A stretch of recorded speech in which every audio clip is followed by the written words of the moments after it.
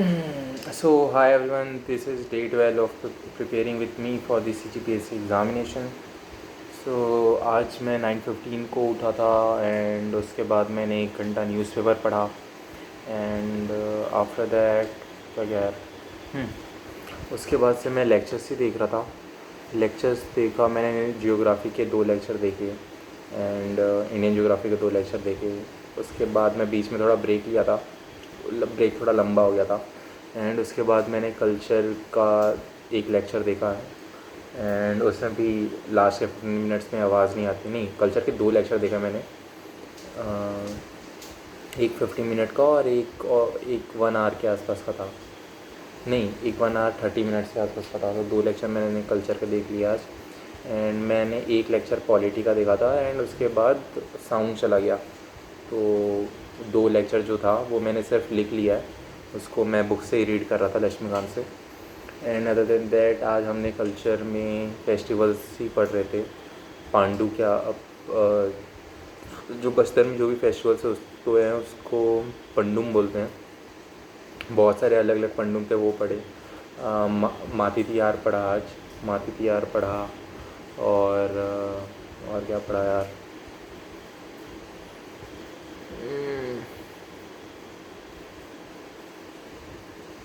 माती तिहार एंड याद नहीं आ रही यार चीज़ें। ऐसे मुझे रिकॉल तो होना चाहिए था लेकिन रिकॉल हो नहीं रहा अभी। ठीक है, उसको वहीं पे छोड़ते हैं। अदर देन दैट क्या था, आज मेरा PWSC का रिज़ल्ट आया, PWSC 25 छत्तीसगढ़ व्यापम के थ्रू। तो उसमें मेरा बहुत ही ख़राब आया यार, मतलब मैंने कभी एक्सपेक्ट नहीं किया था कि इतना ख़राब आएगा। वैसे रिज़ल्ट तो एक्सपेक्टेड ही था कि ख़राब ही आने वाला है, क्योंकि मेरा पेपर उतना खास किया नहीं था एंड बट आई थॉट कि I will be scoring 65 plus, 65-68 के आसपास आएगा, लेकिन मेरा स्कोर आया 58.75। तो या it was really disappointing for me कि मैंने अभी तक जितने पेपर दिए हैं मेरा कभी मतलब ऐसा ऐसा नहीं आया, इतना कम नहीं आया। मोस्टली कम इसलिए आया, मतलब कम जैसे पेपर का लेवल क्या आपके हिसाब से चेक करोगे, तो अगर पेपर हार्ड है एंड उसमें मेरा कम आया तो फिर समझ में आता है यार। लेकिन अगर पेपर आसान है एंड इसमें मैं बहुत ज़्यादा स्कोर कर सकता था एंड उसमें मैं स्कोर नहीं किया, तो फिर उस बात का बुरा लगता है, क्योंकि पेपर ऐसा था नहीं कुछ बहुत ज़्यादा हार्ड, बहुत ज़्यादा इजी पेपर था। मैंने 3 क्वेश्चन जो मेरे ऐसे थे कि लास्ट आंसर की में सही थे, इस आंसर की में गलत हो गया तो वो एक अलग दिक्कत था। उसके अलावा 6 से 10 क्वेश्चन ऐसे थे जो बहुत ज़्यादा सिंपल थे एंड मैंने पता नहीं मतलब वहाँ पढ़ा नहीं पढ़ा क्या किया और वहाँ मिस्टेक हो गया। एंड या मेरे ख्याल से मेरी जो बैड हैबिट थी कि रात भर जगने की या दिन में सोने की, उसकी वजह से मुझे एग्ज़ाम में नींद आ रही थी। तो वन ऑफ द रीज़न ये भी है। तो मैं ट्राई करूँगा कि मेरे CGPSC एग्ज़ामिनेशन में ऐसा कुछ ना हो। And other than that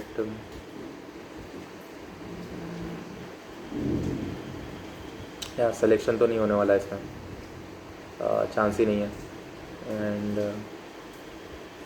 other than that हाँ, आज मैंने APJ अब्दुल कलाम के 2 बुक्स मंगाई थी, एक the ignited minds and other one was India 2020। तो इंडिया 2020 को तो अभी लगेंगे 6-7 दिन लगेंगे, लेकिन आज इग्नाइटेड माइंड्स आया था। वैसे मैंने पढ़ा नहीं, लेकिन मैं पढ़ूँगा उसे, क्योंकि मैंने उसका 1 चैप्टर तो पढ़ ही चुका है, बाकी रिमेनिंग चैप्टर्स पढ़ने हैं। लेकिन तभी मैं स्टार्टिंग से स्टार्ट करूँगा, क्योंकि आज मैं सोचा था कि पढ़ूँगा, लेकिन आज इतना मतलब ये रिज़ल्ट मुझे पता चला ये 8:30 के o'clock 8:30 को पता चला। मैं उस टाइम पॉलिटी की लेक्चर देख रहा था, भाई मेरा एकदम मूड ही ख़राब हो गया। मतलब तो मुझे इस CGPSC एग्ज़ामिनेशन में भी डाउट होने लगा कि कंपटीशन तो है, छत्तीसगढ़ में कंपटीशन है। मतलब मैंने महीना 15 दिन पढ़ा था इस एग्ज़ामिनेशन के लिए एंड आई थॉट कि मुझे बहुत सारी चीज़ें आती हैं एंड मैं कर लूँगा। एंड तब भी मतलब अगर मेरा टॉप 100 में भी रैंक रहता तब मुझे लगता कि हाँ ठीक है, कंपटीशन कम है। लेकिन मेरा 680 के आसपास रैंक आया। तो 680 आप समझ रहे हो, 680 मतलब 13,000 लोगों में 680 रैंक, मतलब कितना ख़राब है ये। मतलब 680 बच्चे सिविल डिपार्टमेंट में मुझसे मेरे से ज़्यादा तेज़ हैं। आप सोच रहे हो कितना ज़्यादा रेशियो है ये, कि 680 मतलब नंबर है ये, 680 बच्चे मेरे से ज़्यादा आ गए हैं। सोचने वाली बात है ये तो। मैं वही सोचा था कि अभी तो CGPSC भी देना। CGPSC में तो और एग्ज़ाम टफ़ होगा, इससे तो टफ़ ही होगा, व्यापम से बहुत ज़्यादा टफ़ होगा। तो अगर मुझे DC की पोस्ट उठानी है, और पोस्ट तो छोड़ो यार, मुझे पोस्ट से फ़र्क नहीं पड़ता, मुझे अपना कैपेबिलिटी का बेस्ट देना है। जितना मेरा पोटेंशियल है उसको और बढ़ा के अच्छे से देना। अगर जितना मेरा पोटेंशियल है उस हिसाब से अगर मैं पढ़ूँ और मेरी पढ़ाई अच्छे से चले, तो आई थिंक कि मैं बहुत ज़्यादा ग्रेट स्कोर कर सकता हूँ। बहुत सारे रीज़न्स है यार कि मतलब जैसी पढ़ाई मेरी जब मैं कोटा में था LN में, और मैं नारायणा में था विशाखापट्टनम में, तो उस टाइम मेरी पढ़ाई काफ़ी ज़्यादा अच्छी थी। मैं चीज़ों को रिकॉल कर अच्छे से कर लेता था, मुझे याद जल्दी हो जाती थी, मुझे चीज़ें समझ में जल्दी आ जाती थी। 11th-12th का टाइम जो था, मतलब मैंने तो पूरा 12th भर मैंने क्लासेस अटेंड नहीं की थी। PUBG खेलता था मैं उस टाइम कोटा में। तो वो मेरा बहुत ज़्यादा नेगेटिव इम्पैक्ट किया था मेरी लाइफ में। जो मैंने अभी तक 11th क्लास तक जितने साल पढ़े थे, मतलब मान लो कि मैंने जो भी 10 साल पढ़ा था इससे पहले, वो मेरा पूरा 1 साल PUBG ले गया। उसने मेरा माइंड, मेरा ब्रेन को इतना ड्रॉप कर दिया ना, मेरा लेवल ही घट गया वहाँ से। तो मेरा जैसे ही उस टाइम लेवल घटा, तो वो तब से फिर मैं IIT चला गया। IIT में 2 साल कोविड में कुछ किया नहीं घर पे, मतलब करता था लेकिन it was not that effective, और कुछ इफ़ेक्टिव नहीं कर पाया। तो वो 2 साल वो बर्बाद हो गया। उसके बाद थर्ड फोर्थ ईयर में तो मेरा पर्सनैलिटी डेवलपमेंट में इतना टाइम लग गया। एंड पर्सनैलिटी डेवलपमेंट में भी मतलब मैं उसको कैरी ऑन नहीं कर पाया अपने पर्सनैलिटी को। तो मुझे अब वापस से अपनी पर्सनैलिटी बिल्ड करनी पड़ रही है। एक्चुअली मेरा थर्ड ईयर काफ़ी अच्छा गया था। थर्ड ईयर में मैं काफ़ी ज़्यादा नादान था, मुझे चीज़ें पता नहीं थी। फोर्थ ईयर में मैंने मेहनत की काफ़ी ज़्यादा, मुझे बहुत सारी चीज़ें समझ में आई। थर्ड ईयर में मैंने काफ़ी मेहनत की थी। फोर्थ ईयर में मुझे और बहुत अलग अलग पर्सपेक्टिव मिले। उसके बाद जब मैंने जॉब के लिए ढूंढना अप्लाई किया, फिर उस टाइम जॉब की कॉर्पोरेट लाइफ अलग जी मैंने, उससे अलग मेरी क्या बोलते हैं अंडरस्टैंडिंग बनी। एंड यही थोड़ी मोड़ी चीज़ें ऐसे होती रही। एंड अभी मैं यहाँ पे हूँ। अभी मैं अपने आप को बहुत ज़्यादा जानता हूँ, लेकिन वही है यार कि मैं अपना बेस्ट नहीं दे रहा हूँ, मुझे लग रहा है। पता नहीं, मतलब मैं पहले ऐसा था कि मुझे हार्ड थिंग्स करने बहुत ज़्यादा पसंद थी। जितना ज़्यादा हार्ड हो उतना ज़्यादा बेटर, जितना जितना ज़्यादा कंपटीशन हो उतना ज़्यादा बेटर, क्योंकि मैं उतना अच्छा परफॉर्म करूँगा, उन सबको बीट करूँगा। मेरा पहले ये थिंकिंग था, अभी भी है, कहीं डीप इनसाइड है ये फीलिंग। लेकिन उसको वर्क करना, उस पर वर्क करना, अपनी बातों पे खड़ा होना, ये बहुत ज़्यादा इम्पैक्ट करता है अगर आप ये करते हो अपनी लाइफ में। मैं कोशिश कर रहा हूँ, लेकिन मान लो कि जैसे मैं 80% अपना एफ़र्ट डाल रहा हूँ, लेकिन बाकी वो 20% नहीं डालता हूँ। एंड वो जो 20% है वही डिसाइड करेगा कि मेरा सिलेक्शन होना है या नहीं होना है। जैसे आज जो मैंने महीना 1.5 महीना पढ़ा था, मैंने पढ़ा था, लिटरली पढ़ा था। आपको यकीन नहीं होगा, मैं 12 दिन में पूरा सिविल इंजीनियरिंग का सिलेबस कंप्लीट कर दिया था, पूरा का पूरा, जितना PWD में आ रहा था पूरा। एंड नोट्स बनाया था, मेरे 2 कॉपी भर गए थे, 100 पेजेस वाले, एक 100 पेजेस वाला, एक 150 पेजेस वाला, दोनों कॉपी भर गए थे। और मैंने ऐसा लिखा था कि जैसे मतलब आप किसी पेज को देखोगे ना, उसका कोई कोना नहीं बचेगा जैसे मैंने लिखा ना हो, ऐसा था। दिक्कत क्या हुआ ना कि जी जो मैंने 12 दिन लगातार पढ़ा, सारा नोट्स वगैरह बनाया, तो मेरा ना ब्रेन बहुत ज़्यादा, मतलब रिविज़न तो किया था मैंने। ऐसा करता था मैं कि रात भर लेक्चर देखता था, जैसे दिन में उठा या दोपहर में उठ के डायरेक्ट मैं उनके क्वेश्चन सॉल्व करता था। वापस मतलब शाम तक पूरे क्वेश्चन सॉल्व किया। मेरे पास दोनों बुक थे, एक पास्ट ईयर क्वेश्चन पेपर का था और एक और बुक था, तो वो दोनों बुक्स में क्वेश्चन थे। मैंने दोनों क्वेश्चंस दोनों को सॉल्व किया।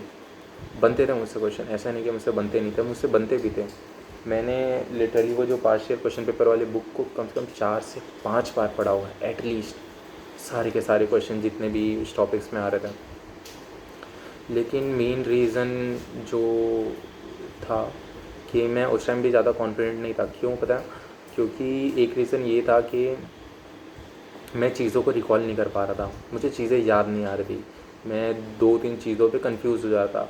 जैसे जब मैं पास्ट ईयर क्वेश्चन पेपर करता था, हाँ तब तो मुझसे बन जाता था। लेकिन जब मैं अपने माइंड में वापस से रिकॉल करने की कोशिश करता था, मतलब जैसे मैं जब क्वेश्चन देखा, ऑप्शंस देखा, तब मुझे रिकॉल हो गया। लेकिन मैं खुद से जब रिकॉल करने की कोशिश करता था, वो नहीं हो पा रहा था। पता नहीं मतलब क्या था ऐसा, क्यों नहीं हो रहा था मुझे। मतलब ऐसा है ना कि शायद तक मैंने डॉट्स वो कनेक्ट करके नहीं रखे थे उस टाइम पे, तो इसकी वजह से एक रीज़न हो सकता है। उसके अलावा ऐसा है कि आप रिविज़न अगर कंटिन्यूअसली करो तो आपका, हाँ, मेन रीज़न ये है, रिविज़न तो करना ही है।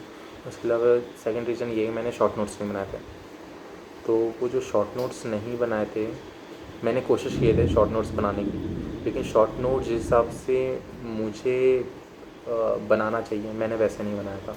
शॉर्ट नोट्स मैंने ऐसे बनाया था कि मैं क्वेश्चन करता था, उसमें जो भी टॉपिक बोला, जो भी चीज़ें समझी, वो मैंने लिख ली शॉर्ट नोट्स में। फिर दूसरा क्वेश्चन किया, फिर उसमें कुछ जो चीज़ थी तो वो मैंने शॉर्ट नोट्स में लिख लिया। ऐसे मैंने 2 बार शॉर्ट नोट्स बनाए थे अलग अलग टॉपिक के। तो तब भी मतलब मुझे बन जा रहा था यार, पता नहीं बन जा रहा था, बन भी रहा था, नहीं भी बन रहा था। बहुत ज़्यादा डाउट था ये, मतलब कभी मैं बना रहा हूँ बन जा रहा है, जैसे आज मैंने पढ़ा, आज बनाया बन गया, 2 दिन बनाया, 2 दिन बाद बनाया नहीं बना। एंड सेम चीज़ थी, मतलब 3-5 4-5 ये जो डायमीटर्स होते हैं, मैं उसमें कंफ्यूज हो रहा था, 10-5 इसमें कंफ्यूज हो रहा था। बहुत सारे क्वेश्चंस जो मेरे एग्ज़ाम में आए थे ये ऐसे ही रिलेटेड थे, तो उसमें भी मैं उतना ज़्यादा परफॉर्म नहीं कर पाया। मे भी यही रीज़न होगा। मतलब मेन ऐसा है कि मुझे अपने फ़ोकस पे काम करना पड़ेगा कि मेरा फ़ोकस काफ़ी ज़्यादा अच्छा हो, जो भी मैं चीज़ सुनूँ, जो भी चीज़ मैं देखूँ उसको अपने फुल कंसंट्रेशन के साथ देखूँ। एंड उसके अलावा दूसरा है शॉर्ट नोट्स, कि जो भी शॉर्ट नोट्स मैं बनाऊँ उसको अच्छे से बनाऊँ, रिकॉल करूँ चीज़ों को, और 3 से 4 बार 5 बार जितने बार भी हो सके उतने बार रिविज़न करूँ। एंड उसके बाद मैंने सोचा है कि एक जो मैंने चार्ट पेपर लेकर आया था, मैं पहले भी लाया था, सोचा था ये चीज़ करूँगा। जैसे ही मैं वहाँ चार्ट पेपर में कुछ लिखने गया, भाई मेरा माइंड ही ब्लैंक हो गया। मैं सोचा मैं क्या लिखूँ, कि मुझे तो कुछ आता ही नहीं है। ये मेरे PWC एग्ज़ाम के टाइम में था, तो मुझे कुछ रिकॉल ही नहीं हो रहा था यार चीज़ें। मैं जैसे देख रहा हूँ मुझे रिकॉल हो जा रहा था, लेकिन जब मैं खुद से लिखने जा रहा था मुझे रिकॉल नहीं हो रहा था। तो अभी CGPSC के लिए मैं ये चीज़ पक्का करूँगा कि मैं एक चार्ट पेपर लूँगा, बोर्ड पे दीवार पे लगाऊँगा, एंड उसमें सारी चीज़ें जो भी मुझे आती है उस टॉपिक के रिलेटेड सब लिख दूँगा। मतलब इतना पूरा मैप बना दूँगा कनेक्ट करते करते। एंड ये चीज़ मैं करने का सोच रहा हूँ और ये मैं करूँगा ही। अभी मैं सोच रहा हूँ कि पॉलिटी का जो हिस्ट्री का पार्ट हो गया उसको मैं बनाऊँगा। एंड उसके बाद अभी सेलिएंट फीचर चल रहा है, उसको तो अभी मैं पढ़ ही रहा हूँ, उसको अभी नहीं बना सकता। कल्चर का मैं बनाऊँगा, पॉलिटी का बनाऊँगा, एंड इंडियन ज्योग्राफी का बनाऊँगा। इंडियन ज्योग्राफी में भी अभी ऐसा हो रहा है ना कि रॉक्स के बारे में तो दिया हुआ है, धारवाड़ है, गोंडवाना है, प्लेट्यू है, प्लेट्यू में ये रॉक्स मिलते हैं, ये इस रीजन में मिलता है। अगर मान लो कि वो पूछ लगे कि किस कौन सा प्लेट्यू कौन से रीजन में, मैं भूल जाऊँगा, आई गारंटी मैं भूल जाऊँगा। पता नहीं मुझे वो कनेक्ट नहीं हो पा रहा है। मतलब सर ने जो मैप बनाया था समझाते वक्त वो एग्जैक्ट नहीं था, रिलेटेड था। तो मुझे मेरे ख्याल से एक खाली मैप लाना पड़ेगा एंड उसमें प्रॉपर से मार्क करना पड़ेगा सारे प्लेट्यू, कि ये प्लेट्यू यहाँ, ये प्लेट्यू यहाँ, ये प्लेट्यू यहाँ, तब जाके वो मेरे दिमाग में बैठेगा। क्योंकि एक ऐसा होता है ना, मेरा एक विजुअल ऐसा है कि अगर मुझे किसी भी चीज़ को याद करना होता है तो जैसे एग्ज़ाम क्लास में जो भी पढ़ाई या बुक में जो है, मैं क्या करता हूँ ना, वो जो भी इमेज रहता है, उसका जो भी पैटर्न होता है, वो मेरे दिमाग में छप जाता है। ऐसा नहीं छपता कि ABCD ऐसा करके, वो जो इमेज होता है वो इमेज मैं अपने दिमाग में पूरा छापता हूँ कि ये ऐसा है, ये ऐसा ऐसा था, ऐसा ऐसा था। मैं इमेज को रिकॉल करने की कोशिश करता हूँ। फिर इमेज को जैसे मैं रिकॉल करता हूँ, वैसे वो जो उसमें जो टेक्स्ट लिखे रहते हैं, वो सारी चीज़ें मुझे रिकॉल होना स्टार्ट हो जाती है। मैं जो भी चीज़ें मैं लिखता हूँ, वो सबका अपना अलग अलग पैटर्न होता है। तो जो मैप था, उस मैप का एक अलग पैटर्न है, उसमें जो अलग अलग टैटू बने वो अलग से दिखते हैं। तो वो मैं उस चीज़ को रिकॉल करने की कोशिश करता हूँ एंड उस इमेज को रिकॉल करने की कोशिश करता हूँ, तब जाके मुझसे होता है। तो आई थिंक मुझे और अपने आर्ट को एनालाइज़ करना स्टार्ट करना पड़ेगा। एंड जब तक मैं अपना 100% ना दूँ, 200% ना दूँ, तब तक ये एग्ज़ाम मुश्किल है मेरे लिए। मुझे ऐसा है कि जैसे कॉलेज से पहले भी मेरा ऐसा था कि अगर मुझे पढ़ना है भाई, मैं एक दिन में पूरा चैप्टर निपटा दूँगा। जैसे मैंने इसके लिए किया था PWS के लिए, एक दिन बैठा, एक दिन में पूरा स्ट्रक्चरल एनालिसिस कंप्लीट किया, एक दिन बैठा पूरा सॉइल मैकेनिक्स कंप्लीट कर दिया। कितने 6 घंटे या 7 घंटे के लेक्चर थे, मैं रात में बैठ के नोट्स बनाते हुए लेक्चर देख रहा हूँ, पॉज कर रहा हूँ, फिर नोट्स बना रहा हूँ, फिर लेक्चर देख रहा हूँ, फिर पॉज कर रहा हूँ, फिर नोट्स बना रहा हूँ। ऐसे किया था मैंने बहुत ज़्यादा, एंड मैंने कंप्लीट कर लिया था। एंड उस टाइम पे जो वो 12 दिन थे ना, मेरा दिमाग एकदम एक्सट्रीम था भाई। मतलब ऐसा है कि मैं जैसे अभी 4 बजे सुबह सोया, 7 बजे मेरी नींद खुल जाती थी कम से कम 11 बजे, 12 बजे, 11-12 बजे में नींद खुली। मैं बैठा, फटाफट अपने नोट्स रिवाइज़ किए, बस क्वेश्चन लगाया, एंड उसके बाद मैंने जितना भी टाइम था वापस क्वेश्चन लगाया, खाना पीना खाया, जो भी जैसा था, एंड उस टाइम मेरे से क्वेश्चन बन जा रहे थे। फिर ऐसा करते करते मुझे अगर 1 घंटे का लेक्चर छूट जाता तो मैं उसको भी देखता था। तो फिर ऐसे क्या हुआ, जब जिस दिन सॉइल मैकेनिक्स का था, तो मैं 10 बजे बैठा सॉइल मैकेनिक्स पढ़ने के लिए, एंड वो सुबह के 10 बजे कंप्लीट हुआ। रात के 10 से सुबह के 10 बजे में 12 घंटे कंटिन्यूस वो सॉइल मैकेनिक्स का लेक्चर देखा था। एंड आई थिंक कि वो काफ़ी ज़्यादा इफेक्टिव था यार। मतलब ऐसा नहीं है कि मतलब मैं कर सकता हूँ। तो मेरा कभी कभार मन करता है कि मैं CGPSC के टॉपिक्स को, सिलेबस को भी कभी ऐसे करूँ, लेकिन ऐसा है यार कि somethings takes time to dissolve, और तुम्हें काफ़ी बेहतर समझ में आने के लिए आपको उस चीज़ों को टाइम देना पड़ता है, अपने ब्रेन को टाइम देना पड़ता है। आपका ब्रेन अगर 1 से 2 दिन लेता ही है उस चीज़ को मैप करने में या याद करने में, स्टोर करने में प्रॉपरली, 1 से 2 दिन लेता, तो मैं इसीलिए डिवाइड कर दिया हूँ कि हिस्ट्री में देखूँगा थोड़ा सा, पॉलिटी में थोड़ा सा देखूँगा, इसमें थोड़ा सा देखूँगा, क्योंकि थोड़ा थोड़ा करके देखूँगा ना, तो वो ज़्यादा बेटर याद हो जाएगा मेरे लिए। इसलिए मैं ऐसा कर रहा हूँ। लेट्स सी कि आगे जाके क्या होता है, कैसा होता है। एंड या काफ़ी ज़्यादा टाइम हो गया, 18 मिनट हो गया, एंड अभी मैं टाइम बता देता हूँ कितना हो रहा है। अभी 3:16 हो रहा है। अभी जा रहा हूँ मैं सोने। एंड अभी ये जो मेरा फ़ोन है, ये उन्नति का फ़ोन है, तो उन्नति से मैंने लिया था ये फ़ोन, तो अब उसे वापस चाहिए, गोविंद के भाई को चाहिए, तो उसको दूंगा, तो इसलिए मैं सारे डेटा ट्रांसफ़र करूँगा। रेलेवेंट नहीं है, so yeah that's all from today, bye bye.